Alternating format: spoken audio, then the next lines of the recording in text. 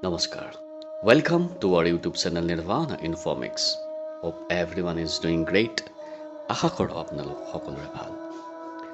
আজি আমি আৰম্ভ কৰিবলৈ লৈছোঁ ভাগৱত গীতা 6ষ্ঠ অধ্যায় ধ্যান যোগ। পৰমেশ্বৰ ভগৱানে কৈছে, যিজনে কৰ্মফলৰ প্ৰতি আসক্ত নোহোৱাকৈ নিজৰ কৰ্তব্য কৰ্মসমূহ কৰি যায়, তেওঁৱেই আচল সন্ন্যাসী, তেওঁৱেই আচল যোগী। অগ্নি প্ৰজ্বলিত নকৰাজন অথবা নিষ্ক্ৰিয় হৈ থকাজন সন্ন্যাসী বা যোগী নহয়। হে পাণ্ডৱ, যাক সন্ন্যাস বুলি কোৱা হয় তাকেই যোগ বা ভগৱানৰ লগত সম্পৰ্ক বুলি জানিবা। কাৰণ ইন্দ্ৰিয় সুখৰ কামনা বৰ্জন নকৰাকৈ কোনোৱেই যোগী হ'ব নোৱাৰে।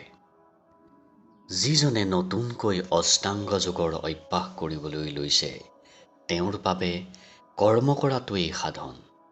আৰু যিজনে ইতিমধ্যে যোগৰ চৰম স্তৰ পাইছেগৈ, তেওঁৰ বাবে সকলো জাগতিক কৰ্মৰ ত্যাগেই সাধন। নিজৰ মনটোৰ সহায়েৰেই বন্ধনত থকা জীৱাত্মাটোক উদ্ধাৰ কৰিব লাগে।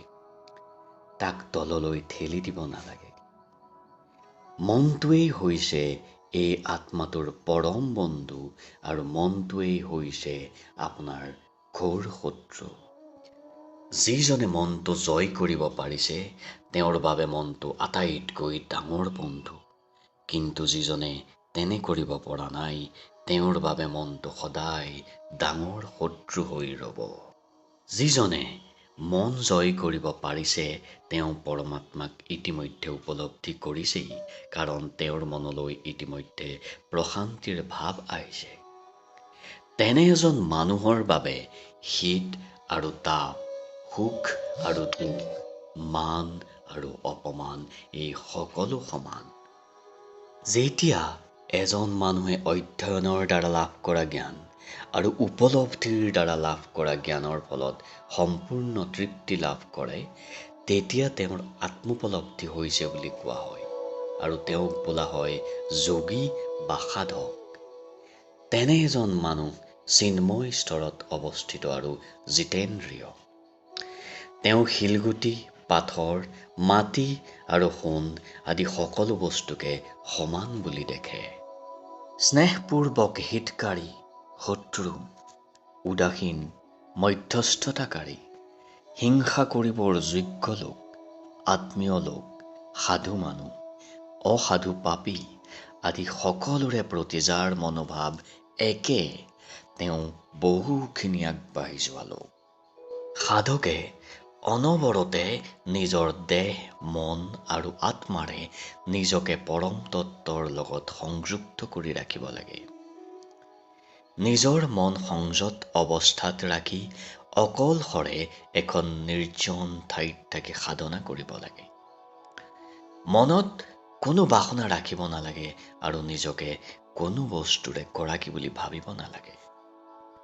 যোগ অভ্যাস কৰিবৰ বাবে এখন নিৰ্জন ঠাইলৈ গৈ প্ৰথমে মাটিত কোহ পাৰি, তাৰ ওপৰত হৰিণাৰ ছাল এখন পাৰি, তাৰ ওপৰত কোমল কাপোৰ এখন পাৰি আসন কৰি ল'ব লাগে। আসনখন বৰ ওখও হ'ব নালাগে, বৰ চাপৰো হ'ব নালাগে আৰু পবিত্ৰ ঠাইত প্ৰতিষ্ঠিত হ'ব লাগে।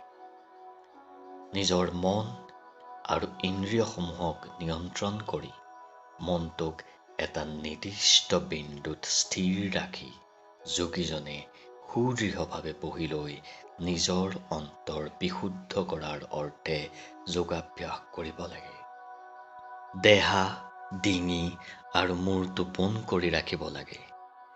নিজৰ নাকৰ আগটোলৈ একেথৰে চাব লাগে। মনটো শান্ত আৰু সংযত কৰি ৰাখিব লাগে।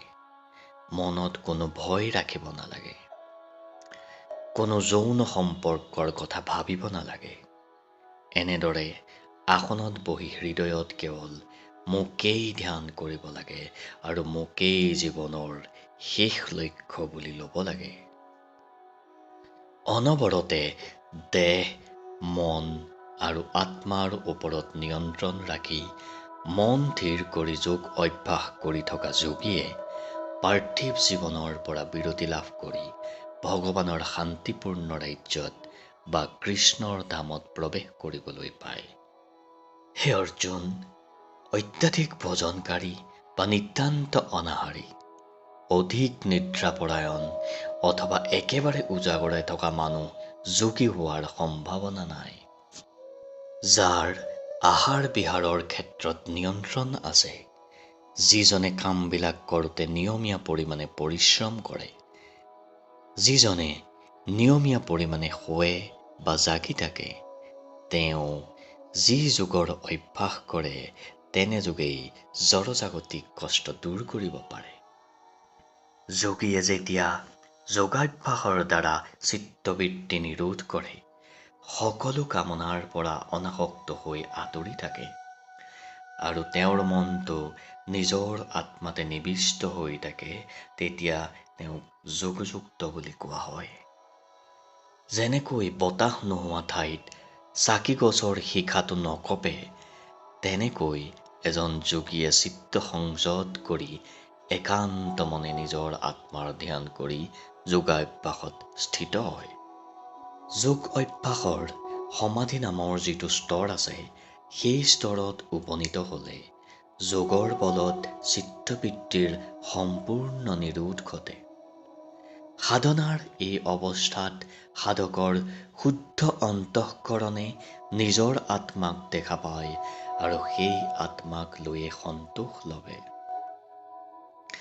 তেনে এটা আনন্দৰ পৰিস্থিতিত অপ্ৰাকৃত ইন্দ্ৰিয়ৰ দ্বাৰা সাধকে সীমাহীন আধ্যাত্মিক আহ্লাদ আস্বাদন কৰে। এবাৰ এই আধ্যাত্মিক উপলব্ধিৰ স্তৰত উপনীত হোৱা সাধক কেতিয়াও সেই তত্ত্বজ্ঞানৰ পৰা আঁতৰি নাহে আৰু সেই উপলব্ধি লাভ কৰাৰ পাছত তাতকৈ আৰু ডাঙৰ কিবা লাভ হ'ব পাৰে বুলি নাভাবে। সাধনাৰ এনে এটা স্তৰত উপনীত হ'লে চৰম দুখৰ সময়তো সাধকজন বিচলিত নহয়। জড়জাগতিক সম্পৰ্কৰ ফলত উদ্ভৱ হোৱা সকলো দুখৰ ওৰ পেলাব পৰা এই অৱস্থাটোৱেই হ'ল মুক্তি। মনৰ দৃঢ় সংকল্প আৰু বিশ্বাসেৰে যোগৰ অভ্যাস কৰিব লাগে আৰু অবিচলিত হৈ লাগি থাকিব লাগে। মনৰ জল্পনা কল্পনাৰ ফলত যিবিলাক জাগতিক কামনা জাগি উঠে, সেইবিলাকক সমূলঞ্চে ত্যাগ কৰিব লাগে আৰু এইদৰে নিজৰ মনেৰেই সকলো ইন্দ্ৰিয়কে সকলো ফালৰ পৰা নিয়ন্ত্ৰিত কৰি ৰাখিব লাগে। বিশ্বাসৰ দ্বাৰা পৰিচালিত বুদ্ধিৰে ক্ৰমান্বয়ে ধীৰ পদক্ষেপেৰে আগবাঢ়ি গৈ সমাধিস্থ হ'ব লাগে। মনটোক কেৱল আত্মাৰ উপলব্ধিতে নিমগ্ন ৰাখিব লাগে আৰু মনটোক আন একো কথা চিন্তা কৰিবলৈ দিব নালাগে। চঞ্চল আৰু অস্থিৰ মনটো যি বিষয়ৰ প্ৰতি ধাবিত হয়, সেই বিষয়ৰ পৰা তাক নিয়ন্ত্ৰণ কৰি ঘূৰাই আনি নিজৰ আত্মাতে স্থিৰ কৰি ৰাখি মনটোক বশ কৰিব লাগে। যিজন যোগীৰ মন মোটেই নিবিষ্ট হৈ আছে, তেওঁৱেই চিন্ময় সুখৰ চৰম স্তৰত উপনীত হৈছে। তেওঁ ৰজোগুণৰ পৰা মুক্ত। তেওঁ ব্ৰহ্মৰ লগত থকা নিজৰ গুণগত একাত্মতা উপলব্ধি কৰিব পাৰে আৰু তেওঁ পূৰ্বকৃত কৰ্মফলৰ পৰাও মুক্ত। এইদৰেই আত্মসংযমী যোগীয়ে অনবৰতে যোগৰ অনুশীলনত ব্যস্ত থাকি সকলো ধৰণৰ জড়জাগতিক কলুষতাৰ পৰা মুক্ত হৈ পৰম সুখ লাভ কৰে। এজন প্ৰকৃত যোগীয়ে সকলো জীৱতে মোক দেখা পায় আৰু মোতেই সকলো জীৱক দেখা পায়। বাস্তৱিকতে আত্মজ্ঞানীজনে একেজন পৰমেশ্বৰ ৰূপে মোকেই সৰ্বত্ৰ ৰূপত দেখা পায়। যিজনে মোক সকলোতে দেখা পায় আৰু সকলোকে মোতেই দেখা পায়, তেওঁৰ বাবে মই কেতিয়াও হেৰাই নাযাওঁ আৰু তেওঁ মোৰ বাবে কেতিয়াও হেৰাই নাযায়। পৰমাত্মা আৰু মোৰ অভেদ সম্বন্ধ বুজি লৈ যিজন যোগীয়ে পৰমাত্মাৰ সেৱা ভক্তিত নিযুক্ত হৈ থাকে, সেই যোগীজনে সকলো অৱস্থাতে সদায়েই মোতেই আশ্ৰয় কৰি থাকে। হে অৰ্জুন, যিজনে সকলো প্ৰাণীৰে সুখেই হওক বা দুখেই হওক তাক নিজৰ সুখ দুখৰ লগত তুলনা কৰি সকলোকে নিজৰ সমান যেন দেখে তেওঁৱেই উত্তম যোগী। তেতিয়া অৰ্জুনে ক'লে, হে মধুসূদন, যিটো যোগ পদ্ধতিৰ কথা মোক আপুনি সংক্ষেপে ক'লে, সেইটো মই দেখাত সহজে অনুসৰণ কৰিব নোৱাৰি আৰু সি স্থায়ীও হ'ব নোৱাৰে। কাৰণ মনটো চঞ্চল আৰু অস্থিৰ।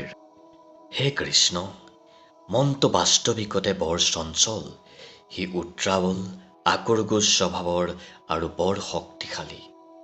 মই ভাবোঁ তাক বশ কৰাটো বায়ুক বশ কৰাতকৈও অধিক কঠিন। তেতিয়া পৰমেশ্বৰ ভগৱানে ক'লে, হে মহাবীৰ কুন্তীপুত্ৰ, এই বিষয়ে কোনো সন্দেহ নাই যে মনটো নিয়ন্ত্ৰিত কৰিবলৈ বৰ টান, কাৰণ ই চঞ্চল। কিন্তু অভ্যাস আৰু বৈৰাগ্যৰ দ্বাৰা তাক বশীভূত কৰিব পৰা যায়। যাৰ মনটো অসংযত তেওঁৰ দ্বাৰা আত্মোপলব্ধি হোৱাটো টান। যিজনৰ মন সংযত তেওঁ যদি উচিত উপায় অৱলম্বন কৰি যত্ন কৰে তেনেহ'লে আত্মোপলব্ধি হোৱাটো সম্ভৱ। এয়ে মোৰ অভিমত। অৰ্জুনে সুধিছে, হে কৃষ্ণ, যিজনে প্ৰথমে বিশ্বাসেৰে সৈতে আত্মোপলব্ধিৰ বাবে চেষ্টা কৰে কিন্তু পাছত সাংসাৰিক চিন্তাৰ ফলত যাৰ মনটো বিচলিত হৈ পৰে আৰু ফলত যোগৰ অনুশীলন কৰি সিদ্ধি লাভ নকৰে, তেনে অকৃতকাৰ্য যোগীৰ কি দশা হয়? হে মহাবাহু কৃষ্ণ, ব্ৰহ্মলাভৰ পথত আগবাঢ়িবলৈ লৈ বিমূৰত পৰা তেনেজন লোকৰ আধ্যাত্মিক আৰু বৈষয়িক দুয়োবিধ উন্নতিৰ পৰা বঞ্চিত হোৱাৰ ফলত চেদেলি ভেদেলি হৈ কোনো আশ্ৰয় নোহোৱা মেঘৰ দৰে বিনাশ নঘটিবনে? হে কৃষ্ণ, মোৰ এই সংশয়টো সম্পূৰ্ণৰূপে দূৰ কৰিবলৈ তুমিহে সমৰ্থ। এই সংশয় দূৰ কৰিবৰ বাবে তোমাৰ বাহিৰে আন কাকো পোৱা নাযাব। তেতিয়া পৰমেশ্বৰ ভগৱানে ক'লে, হে পৃথাৰ পুত্ৰ, শুভ কাম কৰোতা সাধক এজনৰ এই সংসাৰতেই হওক বা পৰলোকতেই হওক ক'তো কোনো বিনাশ নঘটে। হেৰা বন্ধু, যিজনে ভাল কাম কৰে তেওঁৰ কেতিয়াও কোনো দুৰ্গতি নহয়। যাৰ যোগ সাধন আধৰুৱা হৈছে তেনে এজন সাধকে প্ৰথমে পুণ্যৱান লোকসকলে পাব পৰা স্বৰ্গলোক আদিত বহুদিন বাস কৰি দুনাই সদাচাৰী কোনো পৰিয়ালত নাইবা কোনো অৱস্থা সম্পন্ন লোকৰ ঘৰত জন্মগ্ৰহণ কৰেহি। অথবা তেওঁ কোনো জ্ঞানী যোগীৰ পৰিয়ালত জন্ম লাভ কৰে। এনেদৰে এই সংসাৰত জন্ম লাভ কৰিবলৈ পোৱাটো বৰ দুৰ্লভ কথা। হে কুৰুনন্দন, তেনেদৰে জন্ম লাভ কৰাৰ পাছত তেওঁৰ পূৰ্বজন্মতে যি আধ্যাত্মিক উপলব্ধি ঘটিছিল তাৰ লগত দুনাই সংযোগ ঘটে আৰু তাৰ পাছত চৰম সিদ্ধি লাভ কৰিবৰ বাবে এইবাৰ দুনাই চেষ্টা কৰিবলৈ লয়। পূৰ্বজন্মৰ যোগাভ্যাসৰ উপলব্ধিৰ ফলত সাধকজন পৰৱৰ্তী জীৱনত নিবিচৰাকৈয়ে যোগাভ্যাসৰ প্ৰতি আকৃষ্ট হৈ পৰে।